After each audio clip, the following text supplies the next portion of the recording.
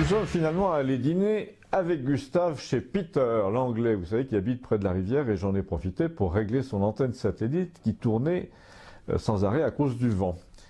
Son mât était planté dans l'herbe, mais cet anglais très maniaque était très peu partisan des solutions de fortune, même si elles peuvent durer 20 ans. Donc au lieu de mettre un gros caillou ou un pieu en bois, eh bien, il s'est vertué à essayer de serrer la pince sur le mât qui tournait à chaque coup de vent. Donc, quand il a réussi à caler son signal sur le réseau Skynet une fois de plus, le réseau Skynet est aux Anglais de chez nous comme une sorte de poumon culturel sans lequel ils sont voués à CNN.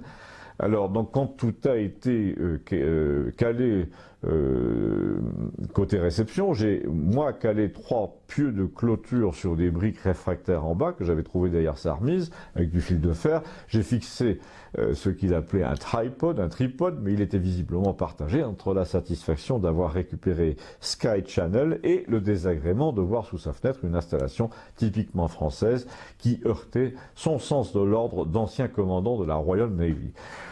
Ensuite, nous avons donc dîné sans sa femme, qui était repartie en Angleterre pour des raisons familiales, par l'avion de Carcassonne. Donc le dîner a été assez médiocre, mais très arrosé. Tandis que lorsque sa femme est là, nous a-t-il dit, c'est médiocre, mais c'est sec. Et nous avons parlé de tout, mais principalement de l'Europe, du Brexit, de l'extradition vers l'Amérique de Julian Assange, qu'il jugeait à la fois probable et scandaleuse, et le tout à propos des chaînes satellites. En fait, c'est Gustave qui a fait observer le déséquilibre qui existe entre le bloc atlantiste audiovisuel Angleterre, Allemagne, pays de l'Est, sur l'offre des télé Orange par exemple, où tout ça est gratuit, et les chaînes italiennes, espagnoles, portugaises, auxquelles il faut s'abonner spécifiquement. En fait, nous a-t-il dit, la télévision italienne, par exemple, est considérée comme négligeable par les grands groupes de diffusion par satellite, alors que le Maghreb et les chaînes en arabe et l'Allemagne, ça c'est pléthorique et c'est gratuit. À quoi Peter a répondu, vous plaignez pas, pour l'anglais c'est pareil, à part la BBC, on n'a droit à rien, il faut s'abonner aussi. En revanche, CNN et Fox, alors là, sont libres partout. Alors j'ai pas vérifié, moi, que pour l'Italie, c'est vrai qu'on a droit à rien, à moins de payer, mais de toute façon, la discussion a eu trait à la propagande américaine et Peter a vanté les mérites de RT Television, Russian Television en anglais, qui était à la fois mordant et anti-OTAN, juste comme il aimait. Je lui dis, mais si vous avez été dans la Royal Navy, vous étiez pro-OTAN plutôt. Il disait, lui, NATO. Il m'a dit, non, pas du tout, c'est pour ça qu'à 40 ans, j'ai quitté la Navy pour travailler pour des pétroliers.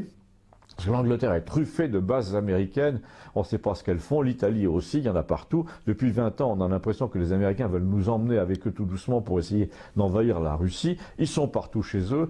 Quand vous lisez les papiers d'Assange, ou plutôt les papiers de Snowden et de Manning relayés par Assange, vous voyez bien que those bastards, ces salopards, peuvent faire enlever n'importe qui, n'importe où, pour le faire torturer dans une cave.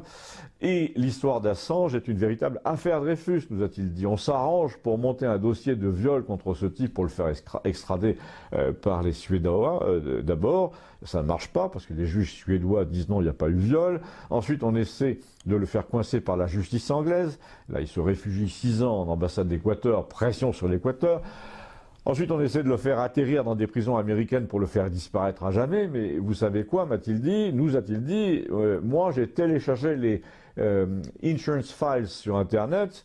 Et là, il nous a expliqué qu'Assange, en 2013, sentant que tout ça pouvait lui arriver, a balancé sur Internet à des milliers d'exemplaires 10 gigaoctets de documents dont le dossier est verrouillé par un mot de passe. Et il a dit, si jamais j'étais extradé et emprisonné, voire tué, eh bien, on vous enverra le mot de passe pour que vous sachiez tout ce que les Américains ont fait au monde libre.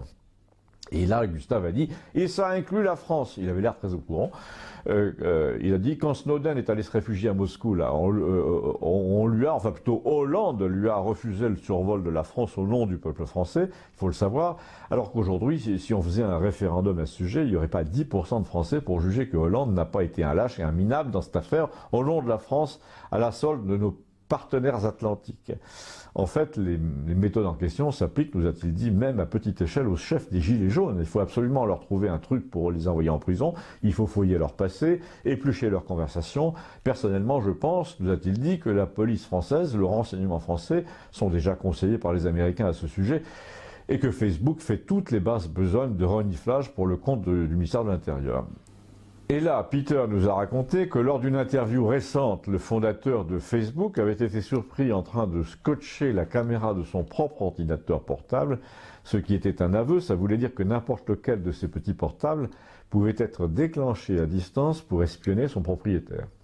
Et Gustave m'a dit, tu devrais raconter ça à tes abonnés, quand ils n'ont pas à parler sur Skype à leurs vieux parents, là, ils devraient scotcher leur webcam aussi. C'est fait, Gustave, je viens de le dire. À bientôt, merci. Abonnez-vous.